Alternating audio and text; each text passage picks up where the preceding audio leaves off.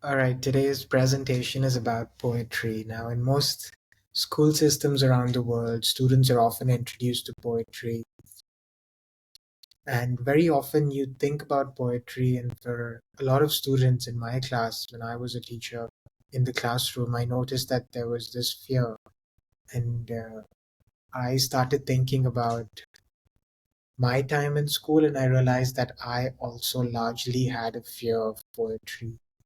And sometimes I thought this fear was really irrational because at the end of the day, all language is meant to communicate something to other human beings. And it was only very recently that I developed a love and appreciation for good poems. And it largely happened because I understood what to look for in a poem, and very often also placed my own understanding of these words on a pedestal, which I didn't do much earlier.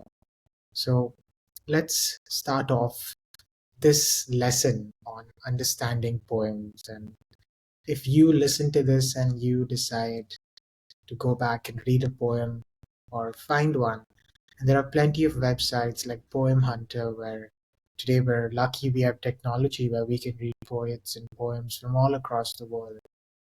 And poets are really magicians because they're able to condense so many experiences, ideas, sounds, images, in so few words. So, what are the parts of a poem? Okay, so here's a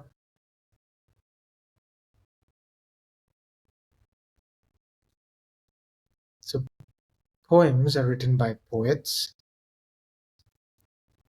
Okay, poems are often written in verse form, and poems are often written in stanzas, which are basically paragraphs. So this is the title of the poem. This is the name of the poet. Each line is much shorter than a normal sentence, so you don't have to have an extended sentence with a period. So very often a poem has a speaker. These are the lines. At the end of the line, you have a line break. That's what these yellow lines represent.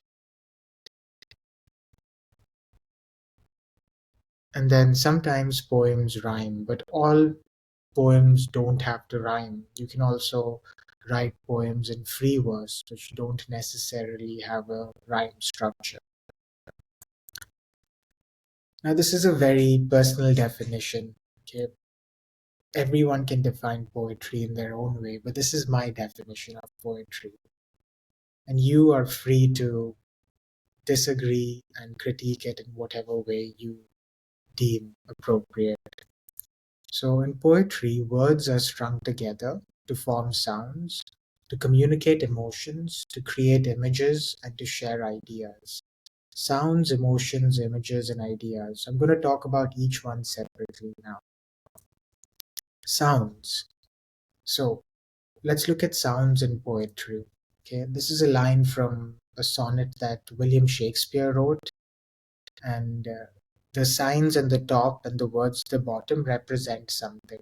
So I'm going to read this in two different ways. Okay, this is the monotonous, like regular way to read it. Shall I compare thee to a summer's day? Now, this is the poetic way to read it. Shall I compare thee to a summer's day? Shall I compare thee to a summer's day? Shall I compare thee to a summer's day? Now, when I read this two or three times, the speaker of that particular verse line is trying to emphasize something, saying that a summer's day is a really nice sort of image, and it's comparing one person to a summer's day. So this person brings in those associations. So let's break this verse line down. Alphabets are combined to form syllables. So S is an alphabet, H is an alphabet, A is an alphabet. Syllables are a unit of pronunciation. There are two syllables in water and three syllables in inferno. So water. So W and A is war, and TER is one syllable, and W and A is one syllable. In inferno, that's three syllables there. Okay. Now, what is a feat? A feat is when you combine a set of syllables. So, shall I? This is a feat. Compare. That's a feat. So it's two combinations of syllables said in a particular stressed pattern. Now, in this particular verse over here, we notice that the feat is an iamb. So what do you mean by an iamb? An iamb is basically an unstressed syllable followed by a stressed syllable. So, shall I compare thee to a summer's day? There are 5 feet, so shall I is 1, compare is 1, thee two is 1, a sum is 1, and mer's day is the 5th one. So there's 5 feet or 5 combinations of syllables that are written in the iambic form, which is an unstressed followed by a stressed. So, shall I compare thee to a summer's day? So, shall should be said in a lower unstressed way, and I should be said in a more stressed sort of way. Okay, and pentameter is basically when there are 5 feet, it's called a pentameter. Okay, so Shakespeare wrote in the iambic pentameter form. Many of his sonnets were in the iambic pentameter form, which means that all of his verse lines, or many of his verse lines, had 5 feet, and they were normally broken down into this iambic structure of an unstressed syllable followed by a stressed syllable. Now, if you want to understand syllables, just break down your name into a syllable structure. So my name is Abhishek. So that's 3 syllables. Now this is something that's really useful to understand. What are the types of poetic rhythm? So a trochee is when there are 2 syllables. The first one is unstressed. The first one is stressed and the second is unstressed. So you stress the first syllable and you don't stress the second syllable. Now again, stress is just applying or saying it in a louder tone. So don't get too overwhelmed by these words. An iamb has 2 syllables. The first one is unstressed, second one is stressed. A dactyl has 3 syllables. The first one is stressed, followed by 2 unstressed syllables. An anapest has 3 syllables, which includes 2 unstressed followed by 1 stressed. An amphibrach has 3 syllables, 1 unstressed, 1 stressed, and 1 more unstressed. This is just poetic structure that you can understand better when you look at different poems. Different poets use these poetic structures differently.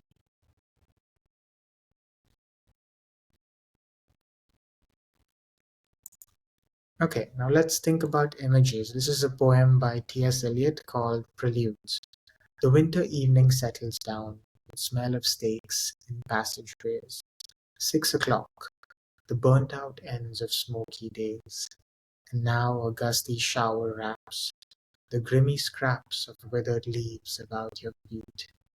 So this is filled with so much imagery because T.S. Eliot is such a imaginative writer. He wants you to imagine this winter day with steaks, being made in passageways. It's 6 o'clock, so it's twilight, and it's the burnt out end of smoky days. So a smoky day is sort of a fog-filled day, and then it starts raining, and you hear the crunching of leaves under your feet.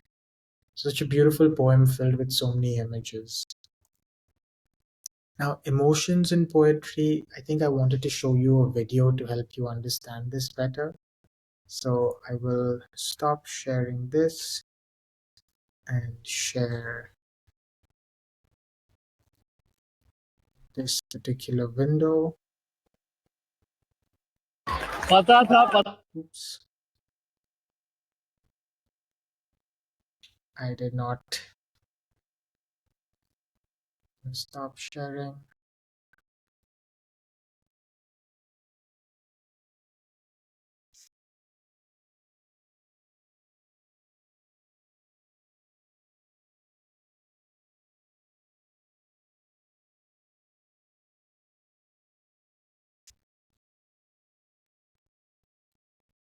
Right, let's.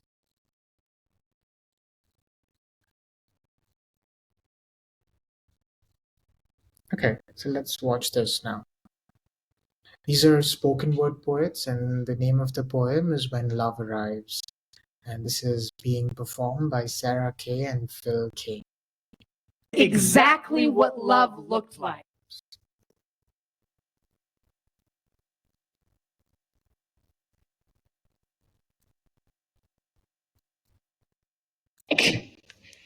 In seventh grade.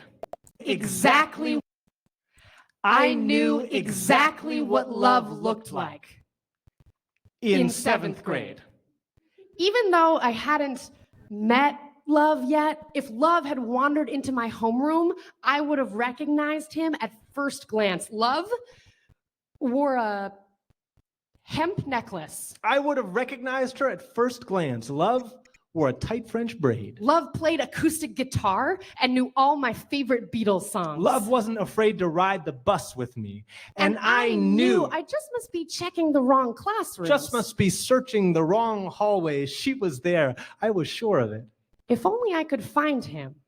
But when love finally showed up, she had a bowl cut. He wore the same clothes every day for a week. Love hated the bus. Love didn't know anything about the Beatles. Instead, every time I tried to kiss love, our teeth got in the way. Love became the reason I lied to my parents. I'm going to Ben's house.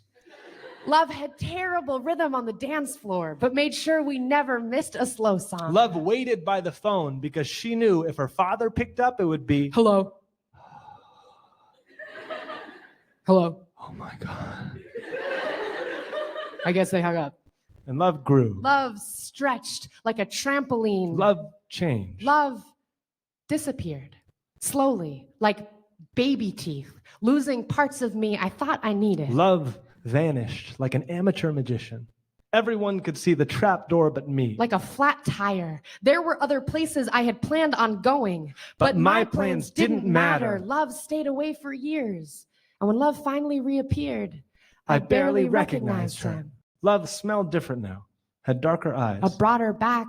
Love came with freckles I didn't recognize. New birthmarks, a softer voice. Now there were new sleeping patterns. New favorite. Okay, so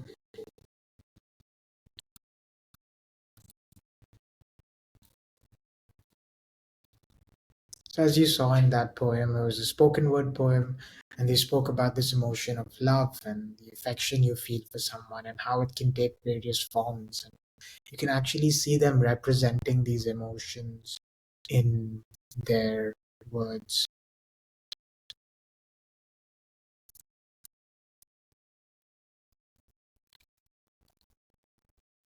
And this was a poem from Button Poetry. Ideas. So here's a poem from Martin Luther King where he said that he has a dream that one day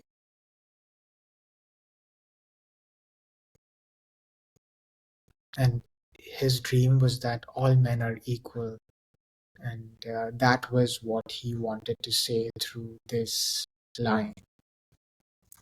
So how do you read poetry? You read poems to notice sounds. You read poems to see images. You read poems to feel emotions. You read poems to learn about ideas. And you read poems to appreciate language. And poems can be of various forms. You can read poems about nature. You can read poems about food. You can read poems about countries. So poems can really take many forms.